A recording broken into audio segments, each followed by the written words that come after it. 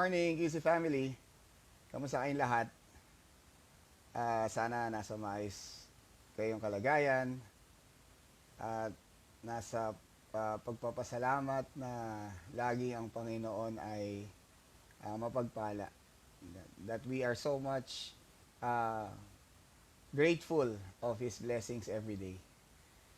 Last Sunday, we've talked about uh, the deeper understanding of how the Lord revealed us on His words from Matthew 7:7.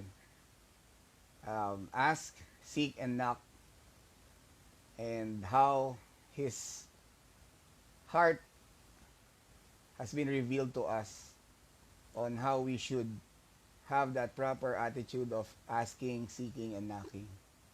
This morning, we are going to uh, discover how connected the Word of God in terms of His fulfillment of His promise. I'd like us to be introduced of the fulfillment of His promise of giving us the Helper. So the title of this morning's message is The Helper. Now, John 14:6. John 14:16, I should say. And I will ask the Father, and He will give you another counselor to be with you forever. When Jesus, during His final moments with His disciples, dito sa mga tagpo ng kanyang mga huling oras, nakasama yung kanyang mga disciples, marami siyang mga pagkakataon na napakahalalaga nung mga oras na yon, na kung saan marami siyang itinuturo, marami siyang hinahabilin, na to the point na maraming sa kanyang mga disciples tila nakakahalata nung mga kwentuhan nila on how Jesus was telling them, and somewhat nagbibigay ng mga final instructions. Have you ever encountered someone na tila baga parang nagpapaalam? No, this time was really a very gloomy time. Napaka rare time talaga yung pagkakataon na yon na magkakasama sila, na parang tila iba yung dating ng mga salita ng Panginoong Hesus nung sila ay magkakasama. There was this time na hinugasan ni Jesus Christ ang paa ng kanyang mga disciples, showing humility and showing servanthood. Another, they were eating together, na talagang precious moments talaga, no? So, have you ever imagined the setting or the environment or the atmosphere of that time na magkakasama sila, no? Tapos biglang makakarinig ka ng tono na parang nagpapaalam na. Ang hirap siguro nung ganong sitwasyon. How would you take it, no? But while he was telling his instruction, explaining his deep relationship with them, nagpapahalaga sa mga pinagdaanan nila, nagpapaalala sa mga itinuro niya, no? He promised about the Helper. I'd like us to look closely on the passages in the Bible where the book of John 14 verse 16 to 18 reiterates that Jesus told His disciples about the Helper. So let's just look first about the Trinity. As Christians, we believe of the Godhead of Jesus. At the same time, His Father and the Holy Spirit. So that is the Blessed Trinity that we are believing. Now, I'd like us to look closely and be familiarized on how to identify the Trinity. Medyo ano lang to na mas madaling intindihin. Unang-una, about the Father, He is the creator. He is the sovereign ruler. All right? So the Son, on the other hand, is the Savior and the Lord. And now the Holy Spirit, now listen closely. The Holy Spirit is the helper and the empowerer.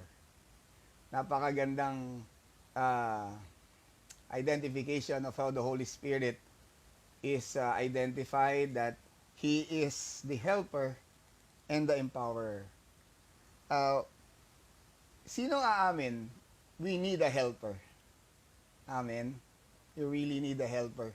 Sa lahat ng pinagdaraanan natin sa buhay, sa lahat ng mga hinarap o hinaharap natin sa buhay, ang hirap ma-imagine yung sarili mo o sarili natin na sasabak sa isang labanin na mag-isa ka lang. Hirap nun, ano? Have you ever imagined that? But knowing someone who is with you somehow boosts your confidence to go through that situation.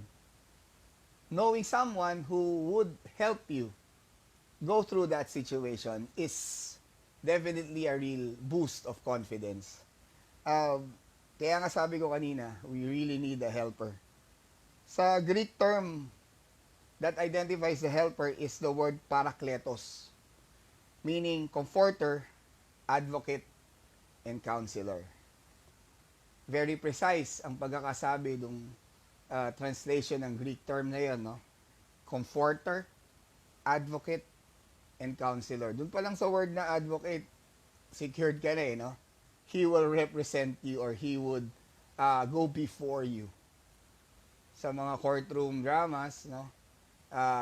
Na-identify natin itong mga advocates, ano? Ito yung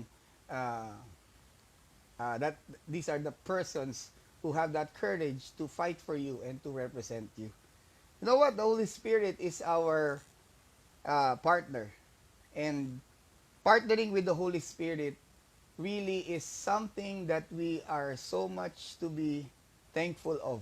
Pwedeng pasalamatan to ng mabigat eh. Nung talagang na may weight ng matinding pagpapasalamat of knowing someone who would be your partner in your walk in life, in your daily decisions, in your crucial turning points of your life, no? Mga pagkakataon na hindi mo alam saan ka pupunta, hindi mo alam kung ano yung uunahin mo, your priorities. But you know what? The Holy Spirit is your helper. He is our helper. And in John 14:16, Jesus told his disciples that he will ask the Father to send the Holy Spirit to them, which implies that the Holy Spirit will be in close fellowship with them.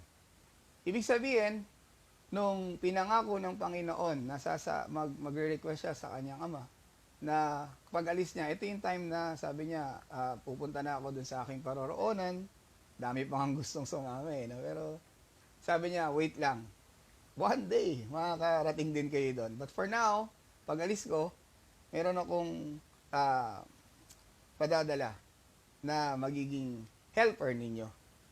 So doon pa lang, it's the fulfillment of that promise na hindi niya tayo iiwan, hindi niya tayo pababayaan. The first hand that received that promise was His disciples. And we can claim that even today. Are you happy, or are you glad that you are privileged enough to claim that promise that God would never leave you nor forsake you? Ang sarap i-claim yung promise na yan, that we are going through the tough situation, we are going through this a life that tells us ang daming mga pwedeng mangyari. We are so much prone to viruses, lalong-lalo na itong pinagdadaanan nating pandemic. But you know what? God is with us. Of all the teachings, of all the preachings that have gone and passed, isa lang naman ang gustong sabihin sa atin ng Panginoong Jesus eh. Kasama natin siya. Hindi siya mawawala sa tabi natin. And He would go before us, He would go with us, and He will never leave us. Ang maganda lang dito is that our heart would always be in line with that promise. Na huwag tayong bibitaw doon sa pangako na yon na ang Panginoon ay kasama natin araw-araw. Be thankful that you have Jesus, that we have Jesus in every day that we go through. As believers, we are to partner with the Holy Spirit in our everyday lives. The word partnership is mutuality. I always am amazed of this word. No, when we say partnership, it always in agreement. It's always mutuality. Na kapag kasama mo ang isang individual o kasama mo yung kasama mong tao, kasama mong you rely on him, you fellowship with him, and at the same time you acknowledge his presence, no? Masaya ka kasama mo siya. Bakit? Kasi pag partner, ibig sabihin meron kang you identify that someone that would be beneficiary for you, and he also would somehow look at you as a benefit for him. But for the Holy Spirit, as we identify His work in us today, is somewhat a working partner. Salamat sa Lord for that promise that the Holy Spirit would be in working with us, no, and He is with us no matter what we are facing. Ang mahalaga lang, lagi natin siya i-acknowledge that the Holy Spirit is always needed to be acknowledged. Kasi pag di natin siya pinapansin, imagine someone na hindi mo pinapansin, ibig sabihin, walang halaga. Imagine someone na hindi nire-recognize, ibig sabihin, puwera. Sakit siguro nun, ano? Ganun din ang Holy Spirit. If we don't recognize Him, if we don't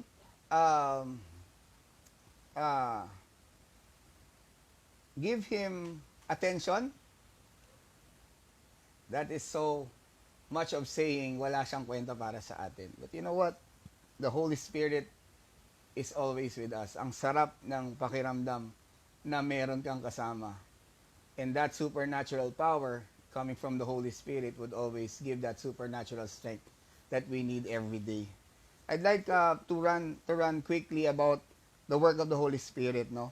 The work of the Holy Spirit is He convicts us, He seals our salvation, He indwells us, in us, He teaches us, He guides us, He even reminds us, He equips us with spiritual gifts, He empowers us, and He fills us up.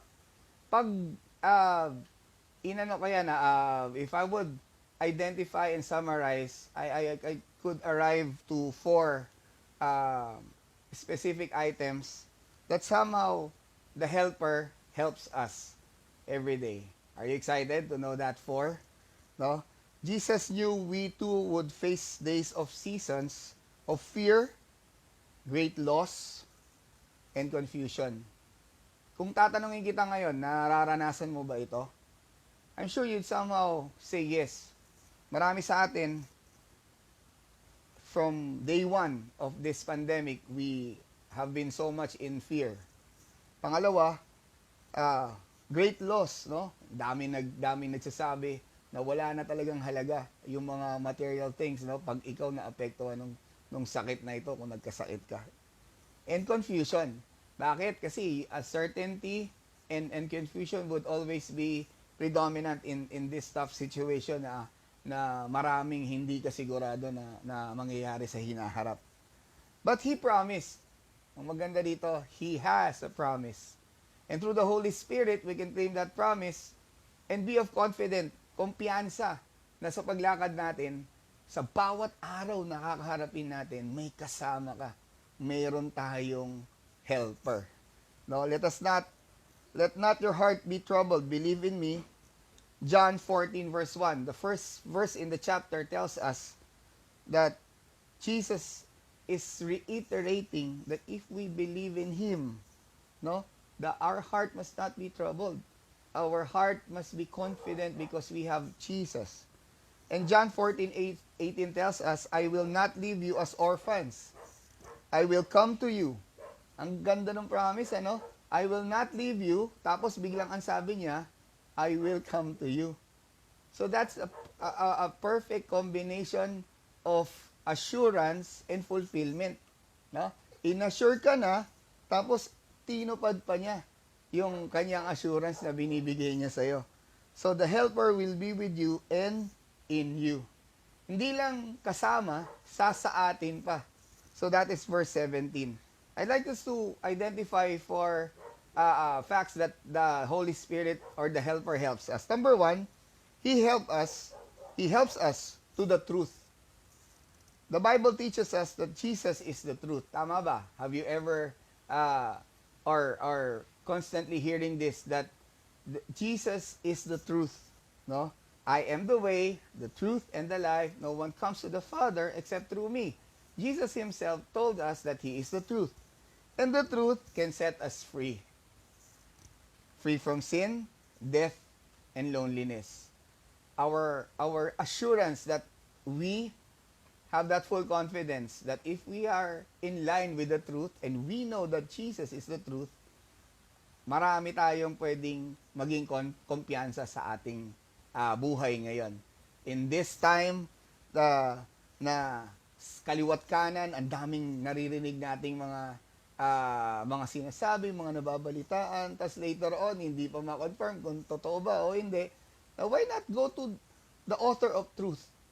And that truth would always set us free.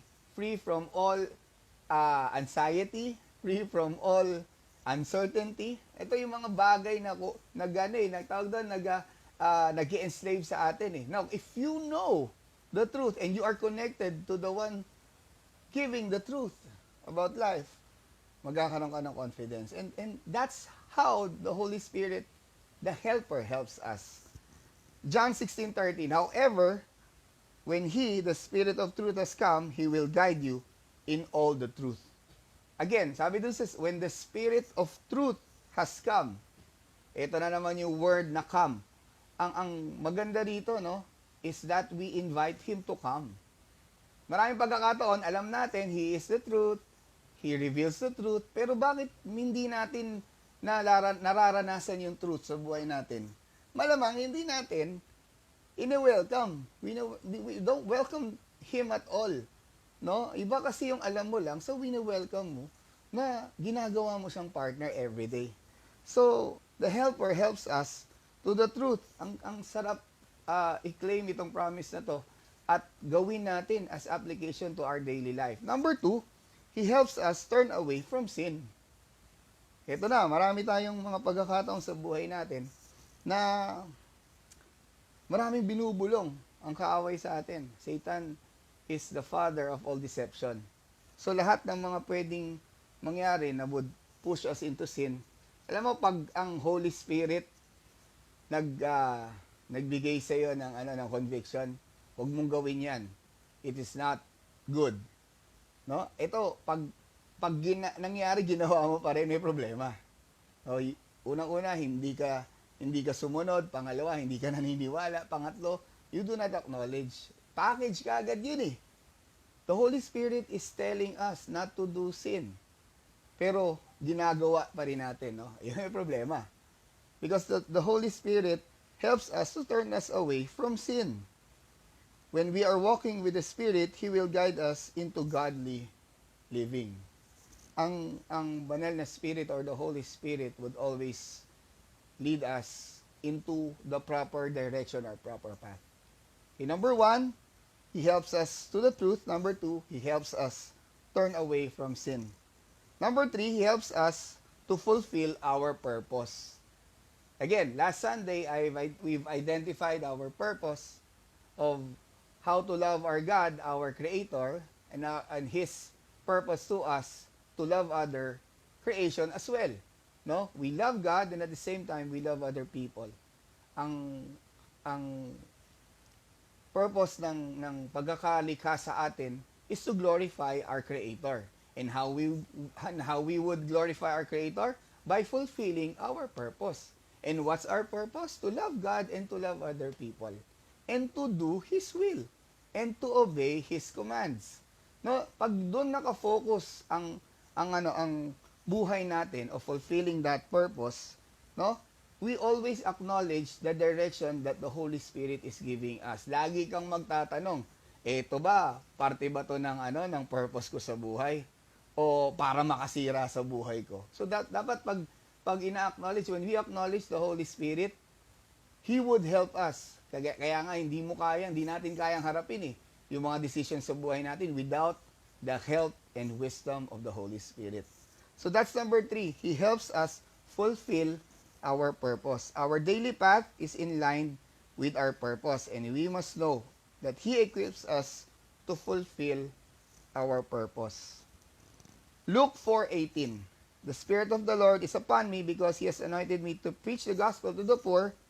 He has sent me to heal the brokenhearted, to proclaim liberty to the captives and recovery of sight to the blind, to set the at liberty to those who are oppressed.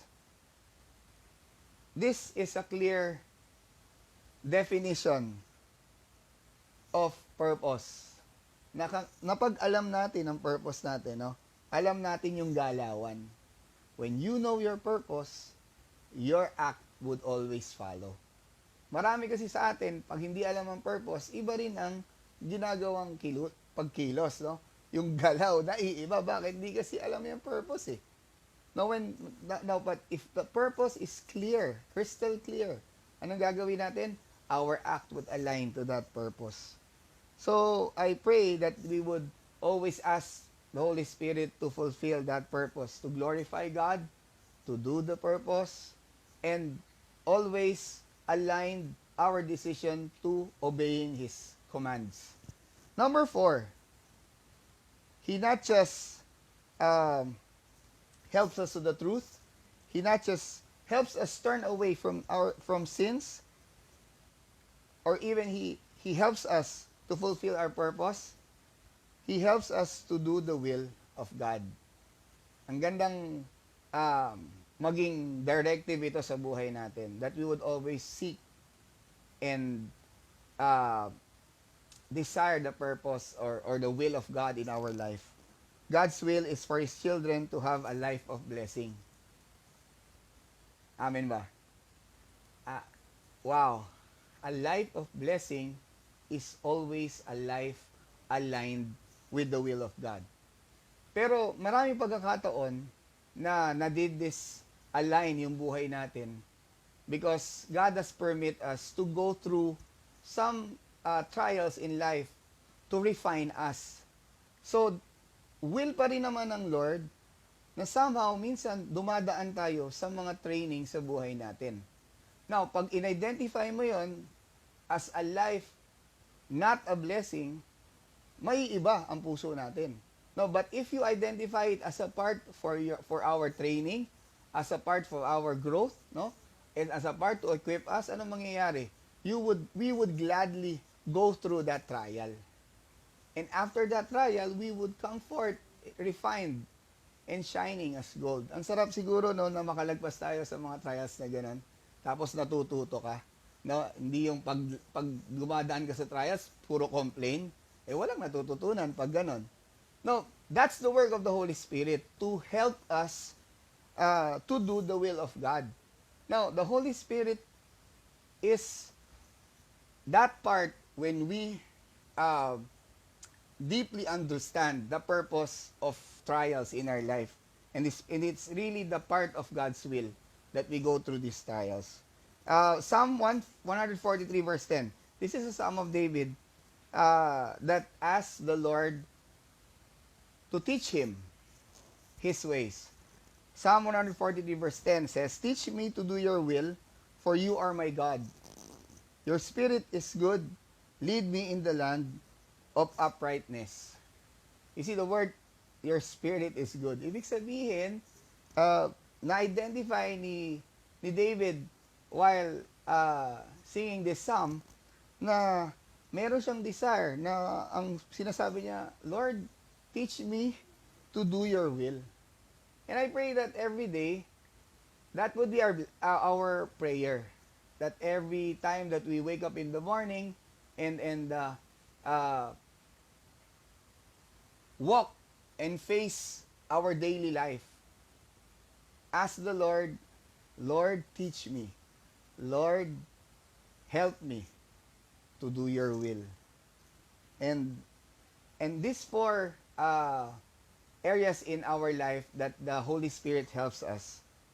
is somewhat telling us that it is a priority for us to always have that heart of asking the helper to help us. It's really a matter of humility, no? Pag humihingi ka talaga ng tulong, nagkakaroon ka talaga ng humble heart eh. Pero pansinin mo, yung mga taong hindi humingi ng tulong, lagi yan, my way and my way.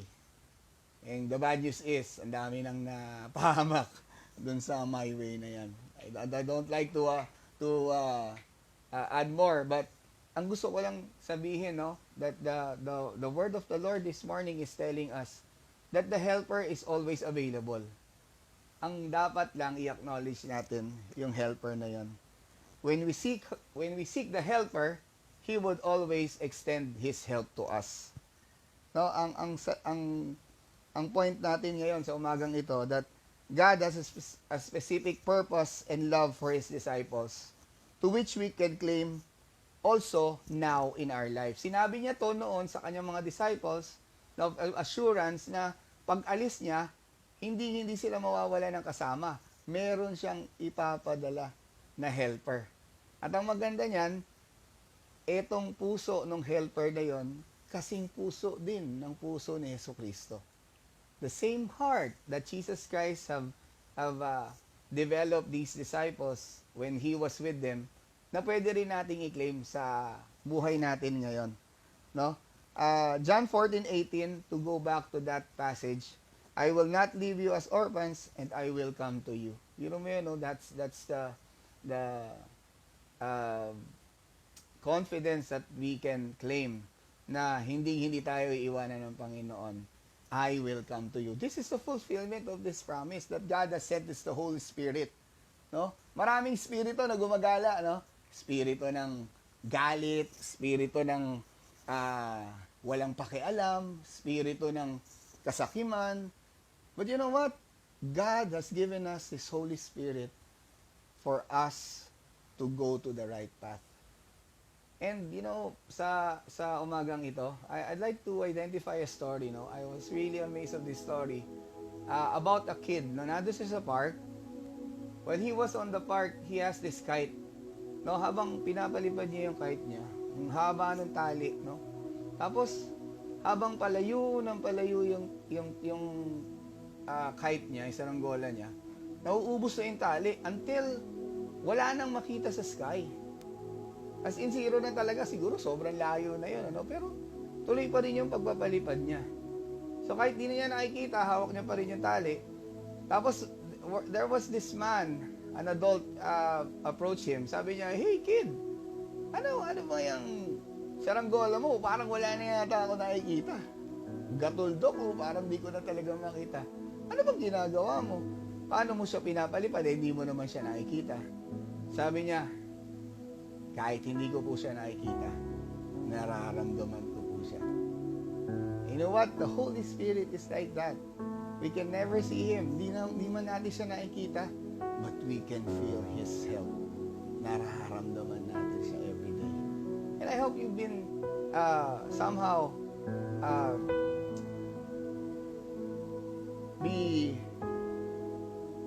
revealed by the Holy Spirit this morning na importante na humingi tayo ng katuwang. We need the helper. And the helper that is available for us, His aim is for our good, para sa ikaayos ng buhay natin. I'd like us to run back dun sa natin, sa mga points natin kanina, na napakahalagang makita natin na gusto tayong tulungan ng banal na spirito na makita ang katotohanan. Gusto niya rin at tulungan tayo na mailayo tayo sa mga kasalanan na makakasira sa buhay natin. Gusto niya rin na matulungan tayo to fulfill our purpose, no? To know the real purpose. Yung mga taong hindi alam ang purpose, kung ano-ano na lang, tirang bahala. But you know what? The Holy Spirit will definitely lead us to our purpose, to glorify God, our Creator, to fulfill our purpose of loving Him and loving other people, and to know and to hear and obey His commands every day. And the Holy Spirit also helps us to do the will of God. I pray na napakalaking encouragement sa bawat isa sa atin na tayo ay pinaalalahanan. Alam nyo, sa totoo lang, no? Isang trait din ng Holy Spirit, no? Na nagre-remind din siya, nagpapaalala. So ako, naniniwala ako, this is a reminder for us that we as Christians, no, the time that we accept Jesus as our Lord and Savior, He has given us His Holy Spirit. Kasama ito, once we accept Jesus Christ as our personal Lord and Savior, we get to receive the Holy Spirit in that exact moment of our life's decision. So sa umagang ito, I'd like us to be of reminder, I should say, be of reminder na ang Holy Spirit would always be our top priority. Since the time na pagising natin sa umaga, let us always kneel down and ask His guidance, His direction, His revelation to align our day to the will of our Creator. And as we pray this morning, I'd like us to assess ourselves. Ask yourself, do I welcome the Holy Spirit every day? Secondly, do I acknowledge His presence? Pinapansin ko ba talaga siya? O maraming pagkakataon, alam ko na nandiyan siya pero hindi ko siya ina-acknowledge. I-stab ko lang siya. And lastly, do I obey His leading? This is His work. He helps us and leads us. Pero ang problema, kahit anong gawin ng Banal na Espiritu, kung hindi naman natin siya papansinin, wala rin. It's our decision every day that we have to acknowledge the Holy Spirit in our life. So, sa mga Christians na meron ka ng Diyos, may Kristo ka na sa puso mo, don't forget the Holy Spirit is always there. And He gave the Holy Spirit, the Father gave the Holy Spirit to guide us and our partner in our life as the helper. If incidentally you heard this message pero sa'yo hindi malinaw na meron kang relasyon sa Diyos, may relasyon ka kay Jesus Christ, no? And it's not clear na nasa iyo ba ang Holy Spirit, you know what, I'd like to give you that assurance today na pwede mong angkinin ang partner na ipinangako ni Jesus Christ na sasama sa atin sa araw-araw. And you can claim that Holy Spirit to be with you by a single prayer, a sincere prayer of accepting Jesus Christ as your Lord and Savior. Pwede mong gawin itong panalangin na ito. Sunod ka lang sa akin. Manalangin tayo. Panginoon, salamat po na kahit po sa pagdaan sa ganitong sitwasyon sa aking buhay, may pangako ka na lagi mo kaming sasamahan. Ako po, personal, na nagpapasalamat ngayon sa kaliwanagan na mayroong banal na spirito na gustong bumabay sa akin. Sa oras na ito, Panginoong Jesus, nais kong samahan ako ng iyong pinangakong banal na spirito sa aking buhay. Inaamin ko po na hindi ko kaya.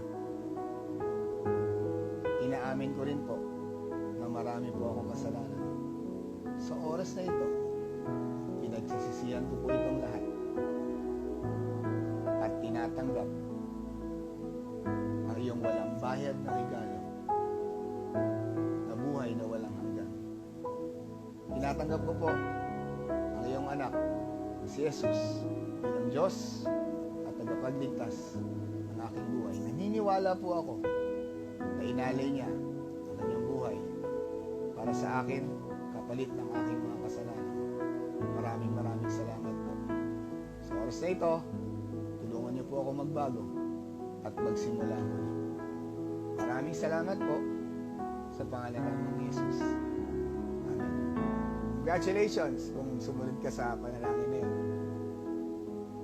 Napakasarap ng pakiramdam na meron kang banal na Espiritu. That is His promise that the moment you receive Jesus as your Lord and Savior, He placed a zeal on you that you have the Holy Spirit in you.